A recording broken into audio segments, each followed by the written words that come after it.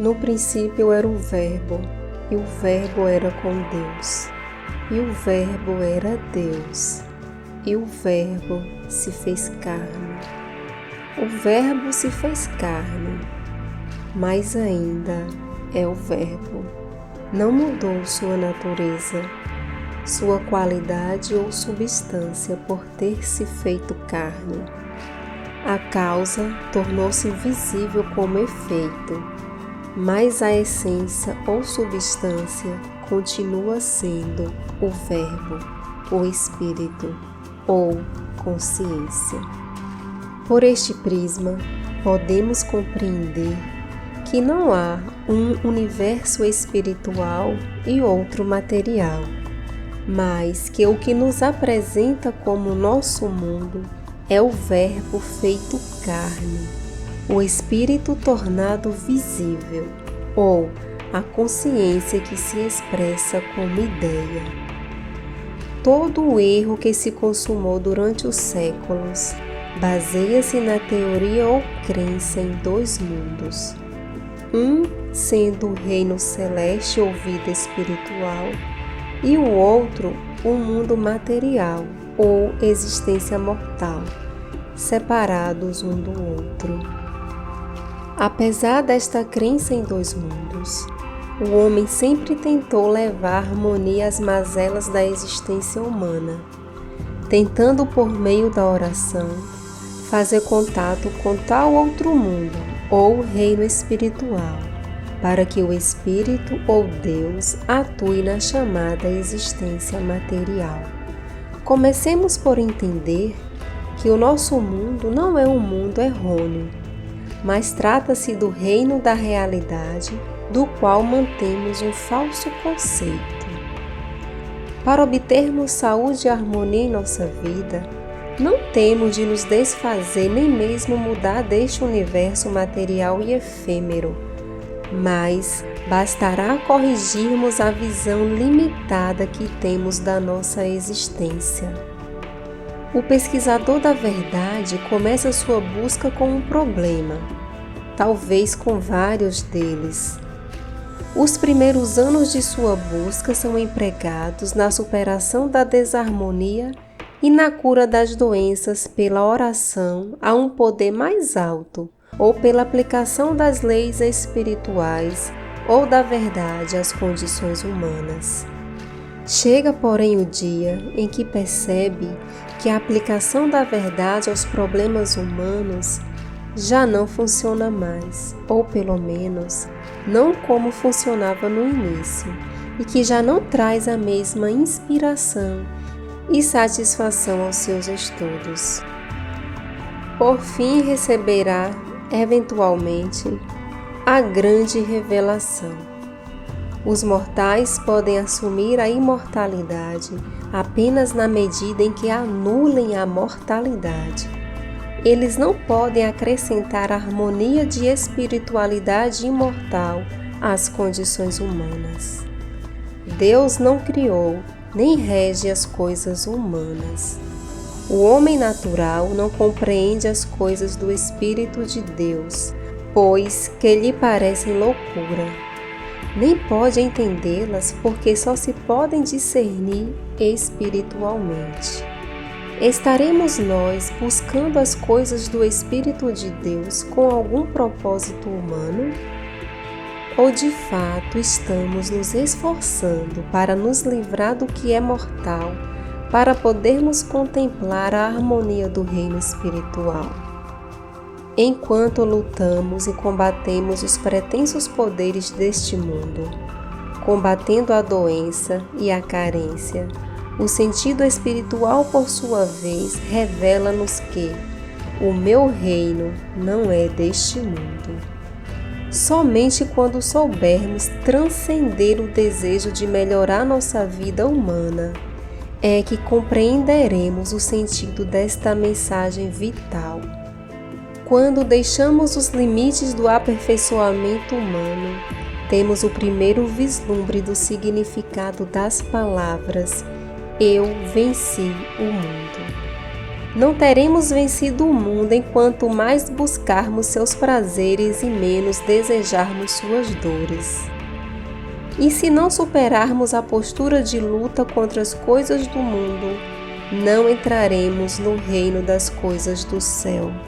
Porque todo o que é nascido de Deus vence o mundo. A consciência espiritual vence o mundo, tanto os prazeres como as dores do mundo. Não podemos conseguir a evangelização da humanidade pelo poder mental ou pela força física, mas apenas pela visão espiritual da vida, que pode ser cultivada por todos que devotam seus pensamentos às coisas do Espírito. Porque tudo o que está no mundo, os prazeres da carne, os prazeres dos olhos, o orgulho, não vem do Pai, vem do mundo. Observemos por um pouco de tempo nossos pensamentos, ambições e interesses e vejamos se a nossa mente está voltada para a nossa saúde, para os prazeres dos sentidos ou para ganhos mundanos.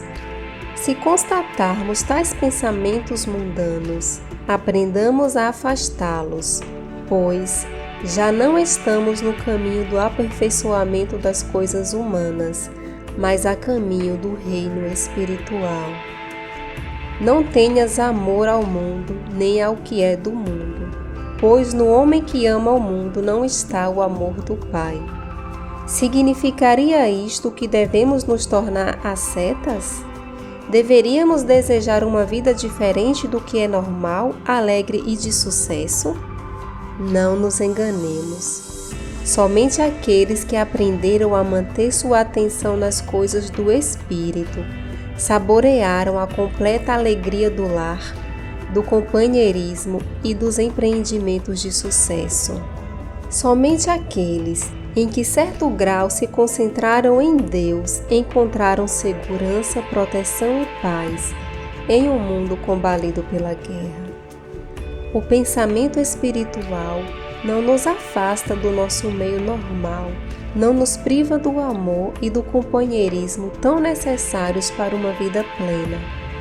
Ele apenas nos coloca tudo isso em um nível mais alto, onde não mais dependemos da sorte, das mudanças ou do azar, onde se manifesta o valor do que chamamos de cenário da vida.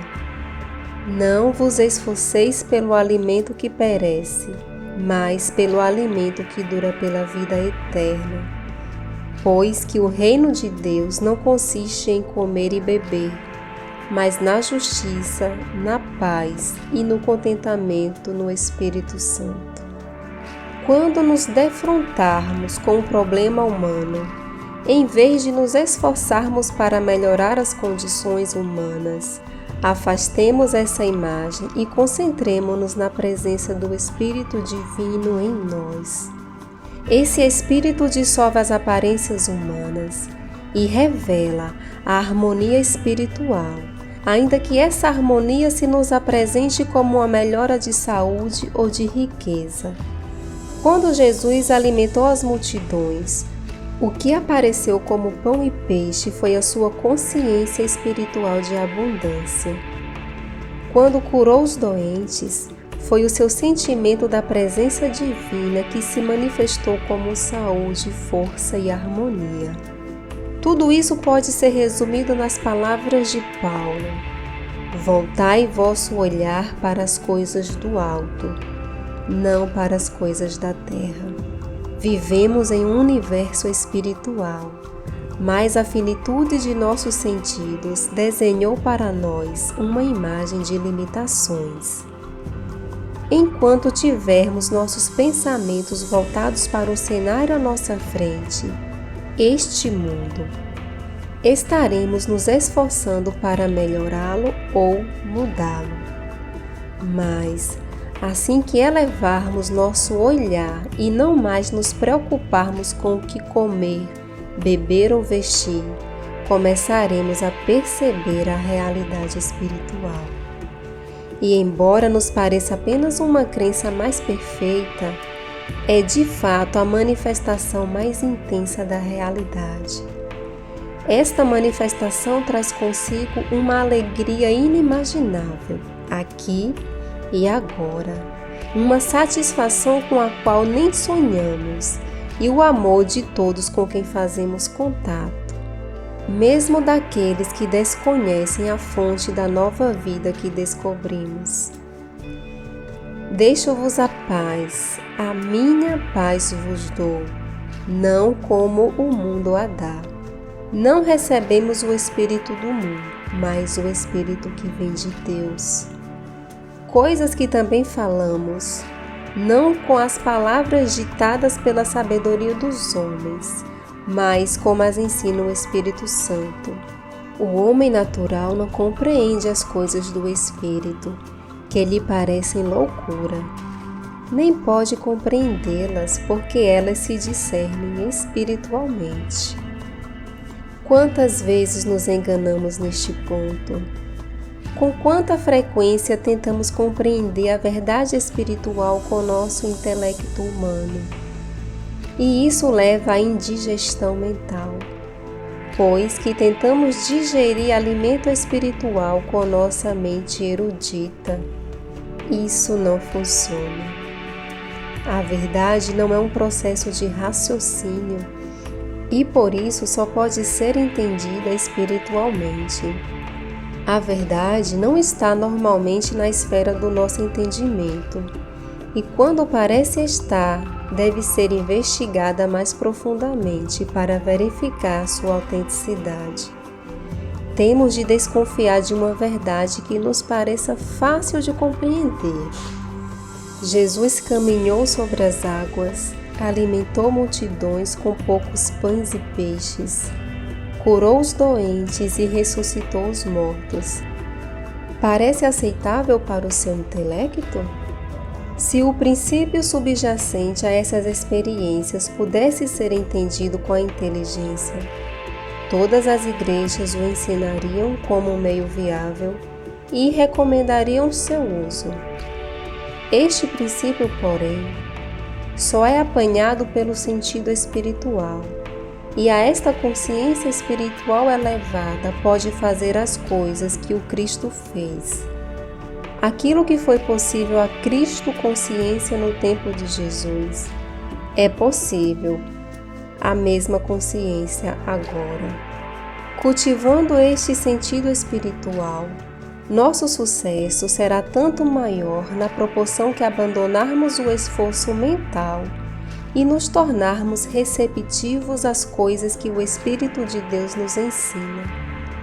Em vez de tentarmos fazer que o Espírito atue sobre nossos corpos e nossas coisas materiais, aprendamos a desviar nosso olhar desses quadros terrenos, dirigindo-o para as coisas do alto. Quando descermos novamente à terra, perceberemos que as desarmonias e as limitações dos sentidos desapareceram e apareceu mais claramente a realidade. O reino de Deus não consiste em mais e melhor matéria, nem encerra um mais rico vocabulário sobre a verdade. Todavia, os frutos da compreensão espiritual são uma maior harmonia, paz, prosperidade, contentamento e amizades e relacionamentos mais próximos do ideal.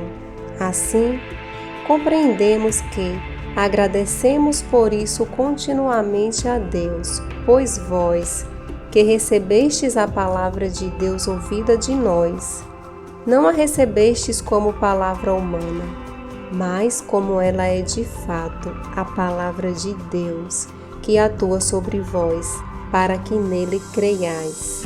Precisamos mais sentir que raciocinar. E é a isso que a Bíblia se refere com a expressão receber a palavra no coração.